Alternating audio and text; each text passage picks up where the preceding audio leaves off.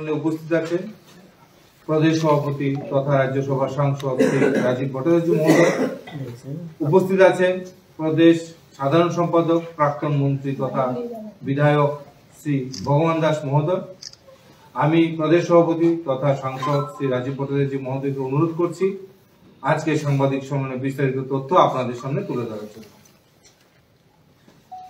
নমস্কার সকলকে। ইংরেজি 2025 সালে আমরা এই যাত্রা শুরু করেছি। আজকে 1 জানুয়ারি।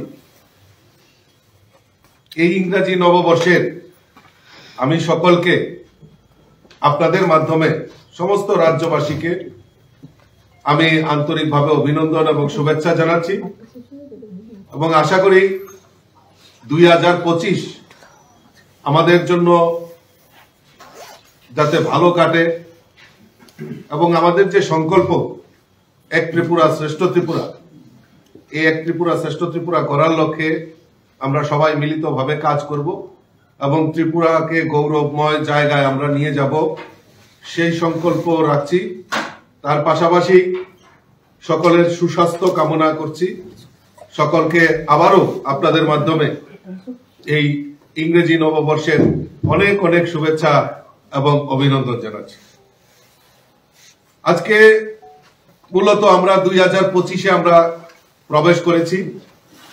2024 সাল আমাদের কাছে খুব উল্লেখযোগ্য এই কারণে, কারণ এই 2024-এ আমাদের বিভিন্ন যুগান্তকারী সিদ্ধান্ত আমাদের দেশের যশস্বী প্রধানমন্ত্রীর নেতৃত্বে দেশ বিকশিত সংকল্প যাত্রায় এগিয়ে যাচ্ছে। আমরা সবাই জানি যে মোদিজির যে বিকশিত সংকল্প যাত্রা এগিয়ে যাচ্ছে, তার মধ্যে আমাদের মহারাষ্ট্র এবং হরিয়ানা ভারতীয় জনতা পার্টির সরকার সেখানে প্রতিষ্ঠা হয়েছে।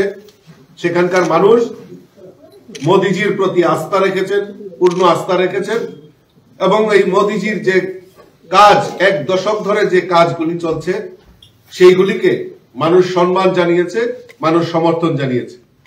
আমি কয়েকটা কাজের কথা আপনাদের সামনে তুলে ধরছি যে 1 দশক ধরে মোদিজির নেতৃত্বে যে কাজগুলি সবচেয়ে বেশি মানুষের জীবনে এবং মানুষকে রক্ষা করার ক্ষেত্রে মানুষের সমস্ত ব্যবস্থাকে পরিবর্তনের লক্ষ্যে যেভাবে সহায়ক ভূমিকা পালন করেছে, তার মধ্যে সবচেয়ে বড় জিনিস হলো স্বচ্ছ ভারত মিশন।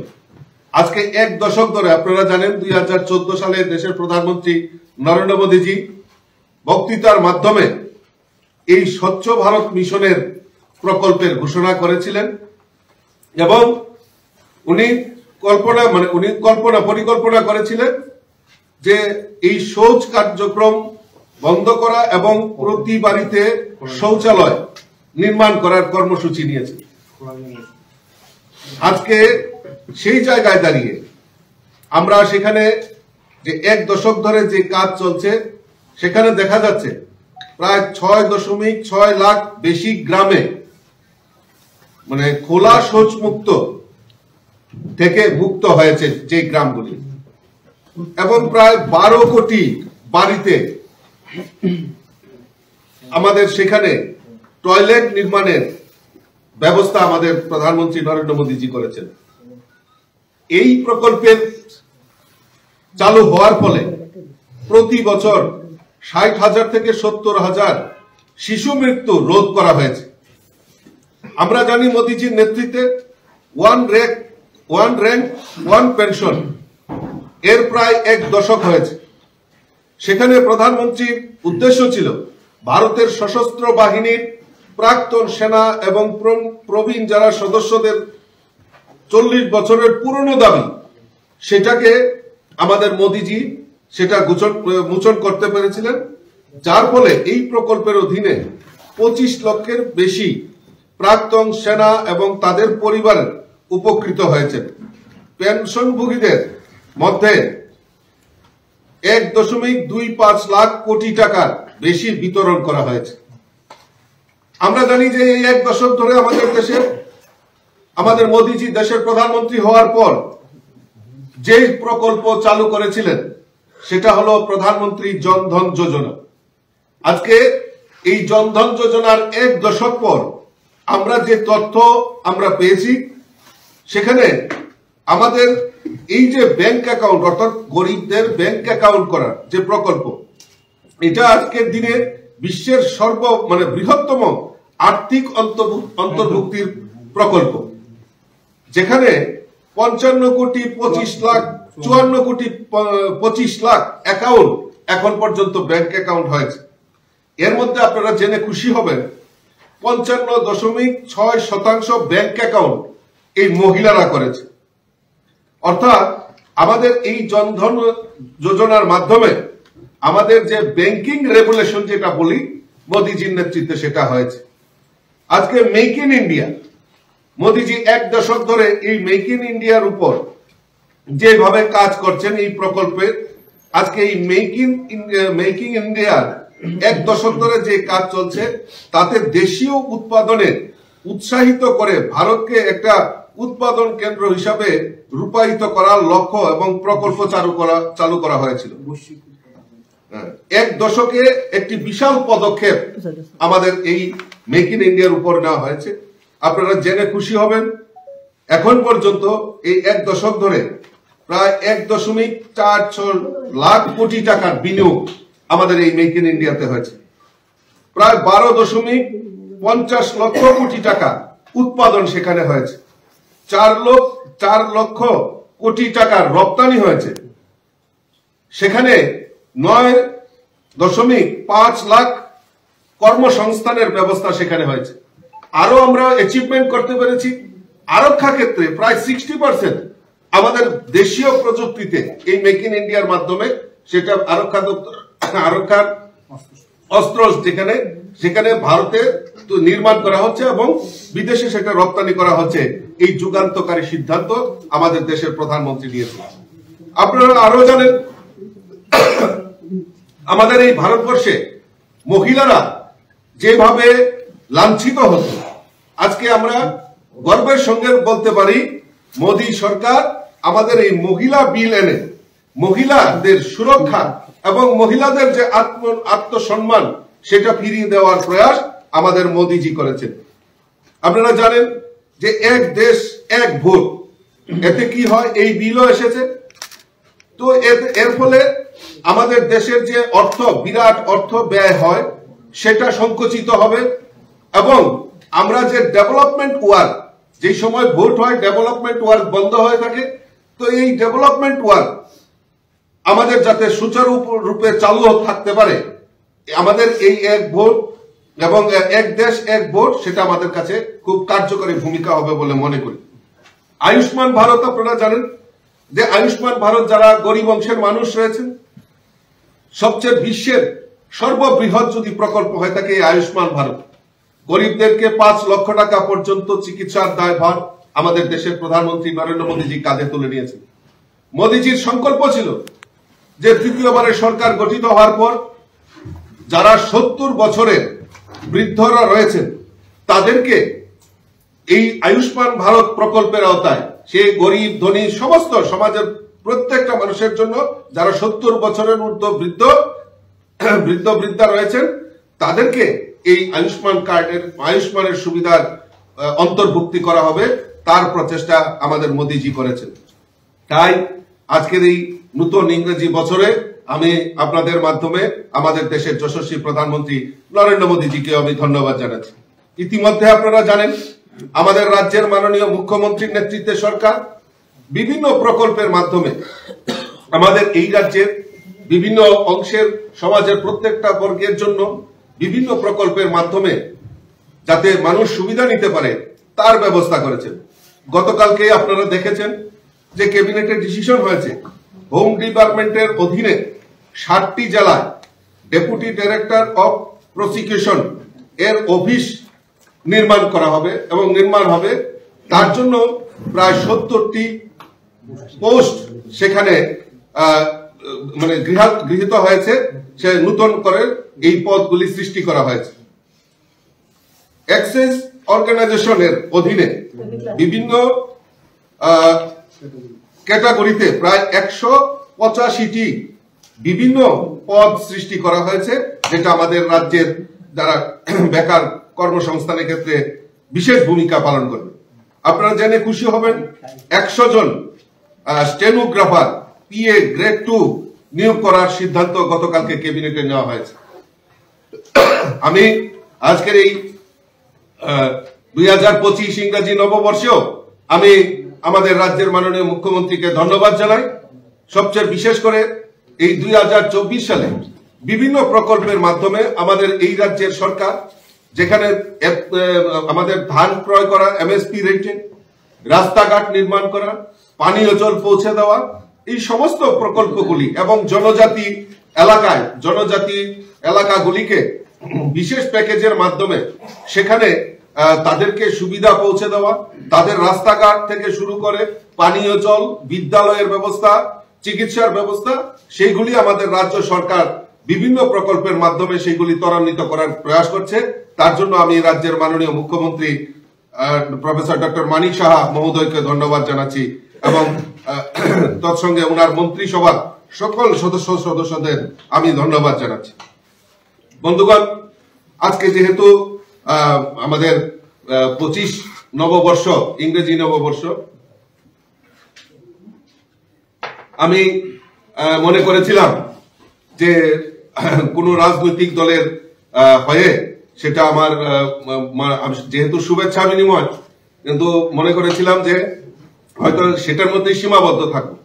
কিন্তু যেহেতু আমরা রাজনৈতিক ময়দানে রয়েছি, মানুষকে কিভাবে বিভ্রান্ত করা যায় তার কারিগর যদি হয়ে থাকে আমাদের এই রাজ্যে কমিউনিস্ট, কিভাবে মিথ্যাকে সত্য বানানো যায়, কিভাবে তারা বিভ্রান্তি করে মানুষকে বিপথে পরিচালিত করা যায়, ওনারা সে দৃষ্টান্তগুলি ওনারা রেখেছে। কাজেই মিথ্যা প্রচার মানুষের কাছে যাতে না পৌঁছায়, মানুষ যাতে বিভ্রান্ত না হয়, তার জন্যই আমি এই 2-1টা লাইন ওনাদের সম্পর্কে আমি বলছি। আমি দেখলাম যে গত 2 দিন আগে ওনারা আমাদের ভীমরাও আম্বেদকর, বাবা সাহেব আম্বেদকর, যিনি সংবিধানের রচয়িতা, ওনাকে নিয়ে ওনারা মিছিল করছেন। আজকে একটা পোস্টারিংও দেখলাম যে ওনারা রাজ্য ভিত্তিক কনভেনশনও করবেন। আমি জিজ্ঞেস করতে চাই যে ওনারা এই বিভ্রান্ত কেন ছড়াচ্ছেন? ওনারা ওনাদের পার্টির সংবিধানের যে এইম, উদ্দেশ্য, সেই উদ্দেশ্য হলো যে socialism, communism, throw of the state, establishment of the state of dictatorship. অর্থাৎ তারা এই সংবিধানকে বিশ্বাস করেন না। ভীমরাও বাবা সাহেব আম্বেদকরের সংবিধানকে তারা বিশ্বাস করেন না। কমিউনিস্টের মূল যে উদ্দেশ্য তাদের হলো তারা ডিক্টেটরশিপ প্রতিষ্ঠা করতে চায়। আর আজকে ওনারা কনভেনশন করছেন ভীমরাও আম্বেদকরকে নিয়ে, ওনারা মিছিল করছেন। আমি আপনাদের সামনে আরো একটা জলজন্ত দৃষ্টান্ত দেই যে ওনারা কিভাবে মানুষকে বিভ্রান্ত করেন। আজকে বাবা সাহেব আম্বেদকরকে নিয়ে ওনারা উঠে পড়ে লেগেছেন, ওনাদের আবেগ বশত হয়ে গেছে এবং রাজ্যবাসীকে ভুল বিভ্রান্ত দিচ্ছেন। ওনারা রাজনারায়ণ চন্দ্র ভারকর এর একটা বই, history, culture and the Indian city, সেখানে উল্লেখ করা রয়েছে। আমি আপনাদের কাছে পরে প্রেস লিস্টটা দিয়ে দেব। অর্থাৎ আমি আপনাদের সামনে ছোট্ট করে তুলে ধরছি, 1952 সালে বাবা সাহেব আম্বেদকর যখন উনি, আপনারা জানেন যে উনি নির্বাচনে লড়াই করেছিলেন, প্রতিদ্বন্দ্বিতা করেছিলেন সেন্ট্রাল বোম্বেতে। সেই সময় কমিউনিস্টের নেতা শ্রীপদ অমৃত ডাঙ্গে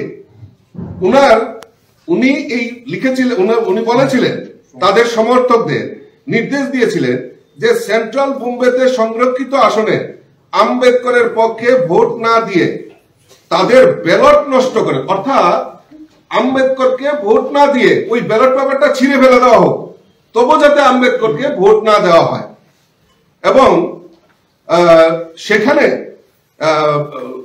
বাবা সাহেব আম্বেদকর যাতে কোনোভাবেই নির্বাচনে জিততে না পারেন তার জন্য বামপন্থীরা সর্বশক্তি নিয়োগ করেছিলেন। এই বামপন্থীদের কারণে আম্বেদকর যথাভাবে সেখানে পরাজিত হয়েছিলেন এবং যদিও কমিউনিস্টরা কেন্দ্রীয় বোম্বের আসনটি জিততে পারেননি, কমিউনিস্টরা জিততে পারেননি এবং ওনারা চাননি। ওনাদের উদ্দেশ্য ছিল যে আমাদের ভীমরাও আম্বেদকরকে কিভাবে নির্বাচনে হারানো যায় তার প্রয়াস করতে হবে এবং সেই সময় ডাঙ্গে এই ওনার সমর্থকদের নির্দেশ দিয়েছিল ভীমরাও আম্বেদকরকে নির্বাচনে ভোট না দিয়ে প্রয়োজনে ব্যালট পেপার ছিঁড়ে ফেলে দাও। এই বামপন্থীদের মুখে বাবা সাহেব আম্বেদকরের কথা একদম মানায় না। মানুষকে বিভ্রান্ত করার লক্ষ্যে এখন এই সিপিএম দল বাবা সাহেবকে নিয়ে মিছিল করে, কনভেনশন করবে। মানুষ সব বুঝতে পারছে। মানুষকে বোকা ভাবার দুঃসাহস থেকে সিপিএম দলকে বিরত থাকার অনুরোধ করব এবং এইভাবে মানুষকে বিভ্রান্ত করে মানুষকে বিপথে পরিচালিত করা যায় না। তাদেরকে উচিত শিক্ষা দেওয়ার জন্য মানুষ তৈরি হয়ে গেছে। কাজেই আমি আপনাদের মাধ্যমে আমি আর দীর্ঘায়িত না করে আমি সকলকে আমি আবারও এই ইংরেজি শুভ নববর্ষের অনেক অনেক শুভেচ্ছা এবং অভিনন্দন জানাচ্ছি। তার পাশাপাশি আমার যারা সাংবাদিক বন্ধুরা সমাজের চতুর্থ স্তম্ভ হিসাবে দিন রাত অক্লান্ত পরিশ্রম করে কাজ করছেন, আমি আপনাদেরকেও অনেক অনেক শুভেচ্ছা, ইংরেজি নববর্ষের অনেক অনেক শুভেচ্ছা এবং অভিনন্দন জানাচ্ছি। নমস্কার। আপনাদের কোনো প্রশ্ন যদি থাকে?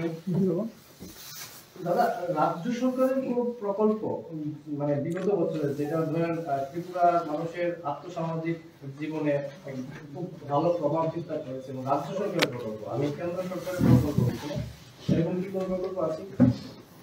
দেখুন, আমি যদি বলতে চাই তাহলে অনেক প্রকল্পের কথা আপনাদের সামনে তুলে ধরতে পারি। রাজ্য সরকার সবচেয়ে বেস্ট অ্যাচিভমেন্ট যেটা আমার মনে হচ্ছে যে আমাদের যে মৌলিক চাহিদাগুলি আছে, অন্ন, বস্ত্র, বাসস্থান, চিকিৎসা, সমস্ত কিছু, এইগুলিকে প্রায়োরিটি দিয়ে আমাদের সরকার, রাজ্য সরকার কাজ করছে। তার সবচেয়ে বড় দৃষ্টান্ত হচ্ছে চিকিৎসা পরিষেবা। আপনারা জানেন যে আমাদের রাজ্যের মাননীয় মুখ্যমন্ত্রী এজ একজন ডক্টর, এটা আমাদের একটা প্লাস পয়েন্ট হয়েছে। কিডনি ট্রান্সপ্লেশনের ব্যবস্থাও আমাদের রাজ্য সরকার সেখানে ব্যবস্থা করেছে। আরো একটা বড় জিনিস যেটা যে আমাদের এই রাজ্যে আয়ুষ্মান কার্ড যে 5 লক্ষ টাকার পর্যন্ত মানে যেখানে গরিবদের চিকিৎসা ব্যবস্থা করেছে কেন্দ্রীয় সরকার অর্থাৎ মোদিজি, কিন্তু অত্যন্ত পরিতাপের বিষয় আমাদের এই রাজ্যে 2011 সালে সেন্সাস হয়েছিল আর সেইখানে সেই সময় কংগ্রেসের সরকার ছিল। প্রকৃত যারা গরিব তারা এই বিপিএল থেকে বঞ্চিত হয়েছিল। আয়ুষ্মান কার্ড আমাদের এই রাজ্যে যারা বিপিএল তাদেরকে আয়ুষ্মান কার্ড দেওয়া হবে, কিন্তু যারা প্রকৃত গরিব তারা বঞ্চিত হয়েছিল 2011 সালের সেন্সাসের কারণে। ওই কমিউনিস্টের এলসিএম, ডিসিএম, সিসিএম নেতারা তারা বিপিএল কার্ড সুবিধাভোগী নিয়েছে। আমাদের সামনে বারবার একটা চ্যালেঞ্জ আসছিল যে এই চিকিৎসা, এই আয়ুষ্মান কার্ড আমরা অধিকাংশ গরিবরা পাইনি, তার থেকে বঞ্চিত হয়েছে। আমাদের রাজ্যের মুখ্যমন্ত্রী উনি বলেছেন যে না, আমরা বাকি যারা রয়েছে সে গরিব হোক, ধনী হোক, মধ্যবিত্ত হোক, শ্রমিক হোক, প্রত্যেকের জন্য মুখ্যমন্ত্রী জন আরোগ্য যোজনা চালু করেছেন। অর্থাৎ ওই 5 লক্ষ টাকা যদি আয়ুষ্মান কার্ডেও না হয়ে থাকে তাহলে মুখ্যমন্ত্রী জন আরোগ্য যোজনায় ওই 5 লক্ষ টাকা পর্যন্ত চিকিৎসার দায়ভার আমাদের রাজ্য সরকার নিয়েছে। ইতিমধ্যে আপনারা জানেন যে আমাদের এই রাজ্যে আমাদের সরকার যখন আসে 2018-তে, সেখানে ঘরে ঘরে জল পৌঁছে দেওয়া, সেখানে 2.86% ছিল আমাদের রেটিং। আমাদের সরকার এখন পর্যন্ত প্রায় 85% অ্যাচিভমেন্ট, অর্থাৎ প্রায় 85% বাড়িতে জল পৌঁছে দেওয়ার কাজ আমাদের রাজ্য সরকার করেছে। রাস্তাঘাট থেকে শুরু করে বিভিন্ন বিষয়ে আমাদের রাজ্য সরকার ইতিমধ্যে বলিষ্ঠ পদক্ষেপ নিয়েছে। আমি চাইলে, কারণ যেহেতু অনেক লম্বা সময় হয়ে যাবে, আমি প্রয়োজনে আরেকদিন এই রাজ্য সরকারের অ্যাচিভমেন্ট সম্পর্কে আপনাদের সামনে বিস্তারিত আপনারা তুলে ধরবেন। যেহেতু আপনি কেন্দ্রীয় সরকার বিভিন্ন প্রকল্প এবং রাজ্য সরকারের প্রকল্প নিয়ে কথা বলেছেন এবং নিয়োগ নিয়ে কথা বলেছেন, বিরোধীদের একটাই অভিযোগ থাকে এখনো সরকার কিছু করতে পারেনি গরিব মানুষের জন্য, ত্রিপুরা রাজ্যের জন্য, এবং কোনো দিকেই উন্নতি লাগেনি। তাদের আমলে যেসব উন্নতি হয়েছে এর কাছে ধরো বলে আসে, বিরোধীদের এই অভিযুক্ত থাকে, কি বলবেন এটা নিয়ে? আপনার প্রশ্নটা নিয়োগ প্রক্রিয়াটি চলছে, নিয়োগ হচ্ছে, যাই করে একটা নিয়োগ হচ্ছে, তাও এটা ঘুষ মাফত হচ্ছে এমন প্রতিক্রিয়া দিচ্ছে বিরোধী থেকে, কি বলবেন? আমি আপনার প্রথম প্রশ্নটা সেটা হচ্ছে যে বিরোধীরা প্রশ্ন করছে, তো আমরা তো জানি যে 2018 আগ পর্যন্ত এই রাজ্যে স্বর্ণযুগ ছিল। এই স্বর্ণযুগে তো রাস্তাঘাট স্বর্ণের মতো হওয়ার কথা। আমাদের সরকার তো মাত্র 6 বছর হয়েছে, তো এই 6 বছরে এই স্বর্ণযুগের রাস্তাগুলি কোথায় গেল? এই স্বর্ণযুগে মানুষের বাড়িতে বাড়িতে জল পৌঁছে দেওয়া, তো সেইগুলি কোথায় ছিল? আজকে হাসপাতালগুলিকে ডেভেলপ করা, জেলা হাসপাতালগুলিকে ডেভেলপ করা, স্বর্ণযুগে তো সেগুলি হওয়ার কথা ছিল। বিদ্যালয়গুলি ভঙ্গ পরিস্থিতি, মানে সেখানে পরিকাঠামোর অভাব ছিল। আজকে তো সেইগুলি আমাদের স্বর্ণযুগে হওয়ার কথা ছিল, কিন্তু স্বর্ণযুগের স্বর্ণগুলি কোথায় গেল? আমি আপনাদের মাধ্যমে বিরোধীদেরকে জিজ্ঞেস করতে চাই আমাদের যে অ্যাচিভমেন্ট। আর আরেকটা প্রশ্ন কি বললেন লাস্টের দিকে? নিয়োগ নীতি। আরে নিয়োগ নীতির কথা বলছেন, যে কটা চাকরি হয়েছে নাকি ঘুষের কথা বলছেন? আমি তো বলছি প্রমাণ করার জন্য। স্বচ্ছ নিয়োগ নীতি, স্বচ্ছ নিয়োগ নীতি এই রাজ্যে চালু করেছিল সেই কমিউনিস্টই চালু করেছিল। সারা ভারতবর্ষে সেটা যখন হয়েছে এই রাজ্যেও চালু হয়েছিল। আমি প্রশ্ন রাখতে চাই, 10,323 আজকে চাকরিগুলি গেল কেন? তাদের জন্য কেন? তাদের তো কোনো দোষ নেই, তারা তো আমাদের রাজ্যের ছেলে, আমাদের এই রাজ্যের ছেলে মেয়ে, আমাদের পরিবার, আপনাদের কেউ পরিবারের ছেলে মেয়ে হতে পারে। তাদের চাকরিগুলি গেল কেন? এই জবাব কারা দেবে? আমরা যেই চাকরিগুলি দিয়েছি সুষ্ঠু নিয়োগ নীতির মাধ্যমে, এবং আগামী দিনেও এই সুষ্ঠু নিয়োগ নীতির মাধ্যমে আমাদের রাজ্য সরকার আমাদের ট্রান্সপারেন্ট রিক্রুটমেন্ট পলিসির মাধ্যমে আমাদের সরকারি চাকরিগুলি দেওয়া হবে। আমি তো বলছি, যদি কেউ প্রমাণ করতে পারে ঘুষের মাধ্যমে হয়েছে, অমুক হয়েছে, চ্যালেঞ্জ করার জন্য আজকে হাইকোর্ট, সুপ্রিম কোর্ট রয়েছে, সেগুলিতে নিশ্চয়ই যদি কেউ বঞ্চিত হয়ে থাকে নিশ্চয়ই সেগুলি অ্যাপ্লাই করে দেখতে পারে। সবাইকে ধন্যবাদ।